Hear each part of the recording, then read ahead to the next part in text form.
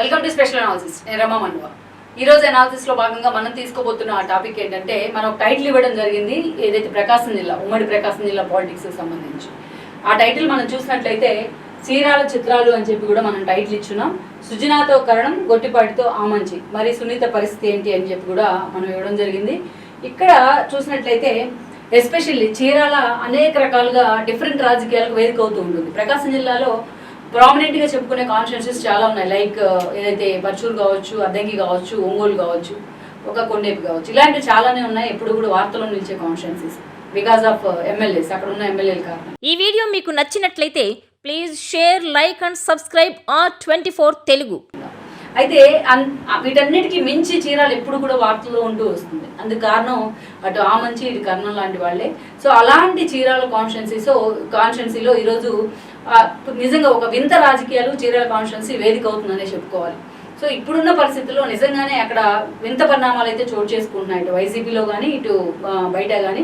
So ఈ పరిణామాల క్రమంలో ఆల్రెడీ అక్కడ మాజీ ఎమ్మెల్యేలుగా ఉన్న ఆమంచి కానీ, మాజీ ఎమ్మెల్యేగా ఉన్న కర్ణం బలరాం కానీ, మరోవైపు ఎమ్మెల్సీగా కొనసాగుతూ వస్తున్న పోతులు సునీత కానీ, వీళ్ళ ముగ్గురి మధ్య చీరాల ఒక ఆధిపత్య పోరు, వైసీపీలో ఒక ఆధిపత్య పోరుకు అయితే కారణమవుతోంది. ఎప్పటి నుంచో ఇష్యూ ఉన్నప్పటికీ ఈరోజు చూస్తే అటు పవర్లో లేదు పార్టీ వైఎస్ఆర్సీపీ, అటు ఇద్దరు కూడా ఓడిపోయిన పరిస్థితిలో ఉన్నారు, ఆమంచి కానీ దాని కర్ణం బలరాం కానీ. ఇంకోవైపు చూసినట్లయితే సునీత లాంటి వాళ్ళు ఎమ్మెల్సీగా ఉన్నారు. ఆమెకు ఆల్రెడీ మహిళా అధ్యక్షుల పదవి కూడా ఇచ్చారు జగన్మోహన్ రెడ్డి, రోజా లాంటి వాళ్ళు పక్కకు తప్పుకున్న తర్వాత. సో అలాంటి పరిస్థితుల్లో వీళ్ళిద్దరు కూడా, అటు ఆమంచి ఇటు కర్ణం బలరాం ఇద్దరు కూడా చీరాల నుంచి అదే స్థాయిలో ఆయన జిల్లా నేతలతో, వాళ్ళిద్దరు కూడా టీడీపీ నేతలతో టచ్లోకి వచ్చారన్న ప్రచారం జరుగుతోంది. అంతేకాదు తమను తిరిగి టీడీపీలోకి తీసుకోవాలంటూ కూడా వాళ్ళు రిక్వెస్ట్ చేస్తున్నట్టు కూడా ప్రచారం జరుగుతోంది. అయితే ఇది ఎంతవరకు వాస్తవం అనేది మనం చెప్పుకునే ప్రయత్నం చేద్దాం. ఇక్కడ చూసుకున్నట్లయితే ముందుగా ఆమంచి కృష్ణమోహన్ రోసే శిష్యుడిగా ఆయన రాజకీయ రంగేట్రం చేశాడు, అందరికీ తెలిసిందే అది. సో కాంగ్రెస్ నుంచి 2009లో ఎమ్మెల్యేగా ఉన్నారు ఆయన. 2014 వచ్చేటప్పటికి ఆయన ఇండిపెండెంట్గా కూడా పోటీ చేస్తున్నారు. రోజు రాష్ట్ర విభజన క్రమంలో చీరాల పరిరక్షణ సమితి పేరుతో ఆయన ఒక వేదిక పెట్టున్నారు. నవోదయ పార్టీలకు ఒక ఎస్టాబ్లిష్ చేశారు పార్టీని కూడా. సో ఆయన ఆ వేదిక తరపున పోటీ చేసి ఎమ్మెల్యేగా గెలిచి, ఇండిపెండెంట్గా గెలిచి టీడీపీ అధికారంలోకి వచ్చిన తర్వాత టీడీపీతో అసోసియేట్ అవుతూ వచ్చారు ఆమంచి కృష్ణమోహన్. అలాంటి ఆమంచి తీరా 2014 ఎన్నికల సమయంలో ఆ రోజున పోటీ చేసి ఓడిపోవడం జరిగింది. ఇక 2014 ఎమ్మెల్యేగా గెలుచున్నారు. 2019 ఎన్నికల సమయంలో టీడీపీకి టికెట్ ఇస్తుంది ఆయనకి అనుకుంటున్న సమయంలోనే లాస్ట్ మినిట్లో ఆయన హఠాత్తుగా వైఎస్ఆర్సీపీ జెండా కప్పుకునే ప్రయత్నం చేశారు. ఆల్రెడీ ఆయన టీడీపీతో అసోసియేట్ అయిన తర్వాత టీడీపీ ఇన్ఛార్జిగా కూడా ఉన్నారు చీరాలకు. లాస్ట్ మినిట్లో ఆయన టీడీపీకి హ్యాండ్ ఇచ్చారు. ఈ క్రమంలోనే అప్పటికే అద్దంకి ఇన్ఛార్జిగా ఉన్న, అద్దంకి సీనియర్ నేతగా ఉన్న కర్ణం బలరాం తీసుకొచ్చి చంద్రబాబు నాయుడు చీరాల్లో ప్లాన్ చేసే ప్రయత్నం చేశారు. అది కర్ణం బలరాము అద్దంకిని విడిచిపెట్టి వెళ్లేందుకు, దాన్ని గొట్టిపాటి రవికి వదిలి వెళ్లేందుకు ఇష్టపడకపోయినా చంద్రబాబు నాయుడు బలవంతంగా ఆయన చీరాలకు తీసుకొచ్చారు, చీరాల్లో క్యాండిడేట్ ఎవరు లేని కారణంగా. ఇక అప్పుడు చూసినట్లయితే అద్దంకిలో అప్పటికే గొట్టిపాటి రవి 2 సార్లు ఆ ఫ్యామిలీని ఓడించున్నారు, వెంకటేష్ని కానీ బలరాం కానీ. ఇక అటు గొట్టిపాటి రవి ముందు నిలబడే పరిస్థితి కర్ణం బలరాంకి అప్పుడు లేదు, అప్పుడున్న సిచ్యువేషన్లో. ఎట్ ద సేమ్ టైం చూసినట్టయితే గొట్టిపాటి రవి అటు వైఎస్ఆర్సీపీ నుంచి పార్టీలోకి వచ్చిన పరిస్థితుల్లో 2019లో ఆయనకే టికెట్ ఇవ్వాల్సిన పరిస్థితి చంద్రబాబు నాయుడుకి ఎదురైంది.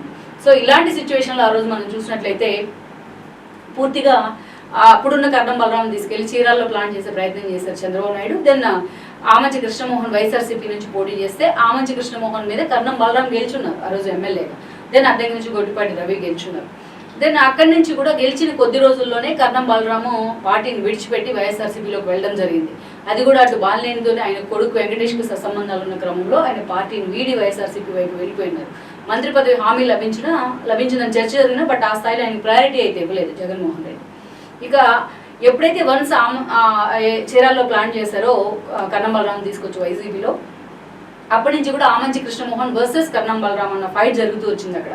ఎందుకంటే ఎప్పటి నుంచి అక్కడ పాతుపోయినారు కాబట్టి ఆమంచి బ్రదర్స్తో ఎప్పుడు ఆ నెగోషియేషన్ ఉంటూ వచ్చింది వాళ్ళ కర్ణం బలరాం వర్గంతో.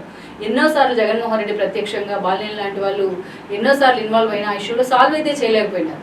ఇక ఎట్టకేలకు ఎన్నికల సమయానికి ఆమంచిని బలవంతంగా ఒప్పించి చీరాల నుంచి ఖాళీ చేయించి ఆయన తీసుకెళ్లి పర్చూరు ఇన్ఛార్జిగా పెట్టుకున్నారు. పర్చూరు టికెట్ కూడా ఇవ్వడం జరిగింది. తనకి ఇష్టం లేకుండా బలవంత పెళ్లి చేస్తున్నారని ఆమంచి భావించిన, బట్ అలాంటి సిచ్యువేషన్లో ఆప్షన్ లేక ఆయన పర్చూరు వెళ్ళున్నారు. అయితే పర్చూరు నుంచి మొన్నటి ఎన్నికల్లో ఓడిపోయారు ఆయన ఆమంచి కృష్ణమోహన్. ఇక తనకి ఎలాగూ తనకి ప్రయారిటీ లేదు తమకు పార్టీలో అని చెప్పి ఆమంచి స్వాములు కృష్ణమోహన్ బ్రదరు జనసేనలో చేరున్నారు. ఆయన జనసేన నుంచి ఆయనకి టికెట్ వస్తుందా అంటే అది రాలేదు ఆయనకు టికెట్, అది టీడీపీ ఖాతాలోకి వెళ్ళింది. కొండకి వెళ్ళి ఆయన ఈరోజు గెలిచున్నారు కూడా ఎమ్మెల్యేగా. ఇక ఆయన పైన పోటీ చేసిన కర్ణం వెంకటేష్కి టికెట్ ఇచ్చున్నారు. కర్ణం వెంకటేష్ కూడా ఓడిపోయినారు. ఇక ఈరోజు చూస్తే పచ్చూరు నుంచి ఆమంచి ఓడిపోయారు, ఇటు వెంకటేష్ కూడా ఓడిపోయినారు. అంటే కర్ణం ఫ్యామిలీ కానీ అటు ఆమంచి ఫ్యామిలీ కానీ ఎటు కూడా చర్చబుల్లోకి ఈరోజు వాళ్ళకి ప్రవేశం లేదు. సో అలాంటి సిచ్యువేషన్లో ఈరోజు ఇక పోతుల సునీత ఒక్కరే మాత్రమే. ఆ రోజు ఆమె టీడీపీలో ఉన్నప్పుడు ఎమ్మెల్సీ దక్కింది. కర్ణం బలరాం లాంటి వాళ్ళు ఎప్పుడైతే పార్టీని చేరాడో ఆవిడ కూడా ఆయనతో పాటే వైఎస్ఆర్సీపీలోకి చేరే ప్రయత్నం చేశారు. చేరిన దగ్గర నుంచి కూడా అదే స్థాయిలో కర్ణం బలరాం కానీ వెంకటేష్ కానీ ఎప్పుడు టీడీపీని ఆ స్థాయిలో విమర్శించలేదు. బట్ పోతుల సునీత మాత్రం అదే స్థాయిలో టీడీపీని ఎన్నోసార్లు టార్గెట్ చేస్తూ వార్తల్లోకి ఎక్కిన సందర్భం ఉంది. జగన్మోహన్ రెడ్డి స్కిన్ సేవ్ చేయడం కోసం ఒక రోజా తరహాలోనే పోతుల సునీత వ్యవహరిస్తూ వచ్చారు.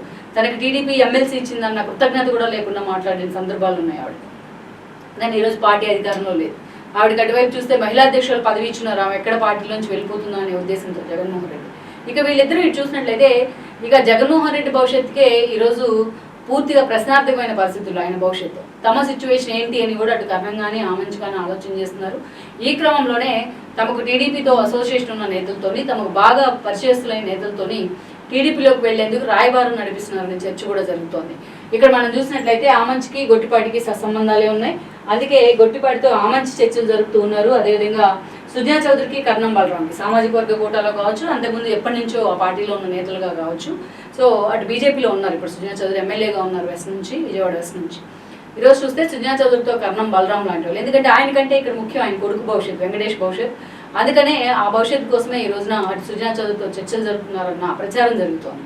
అయితే వాళ్ళిద్దరూ పార్టీలోకి వస్తానంటే అంత ఈజీగా తీసుకునే పరిస్థితి చంద్రబాబు నాయుడు దగ్గర కానీ లోకేష్ గారి దగ్గర కానీ లేదని అనుకోవాలి.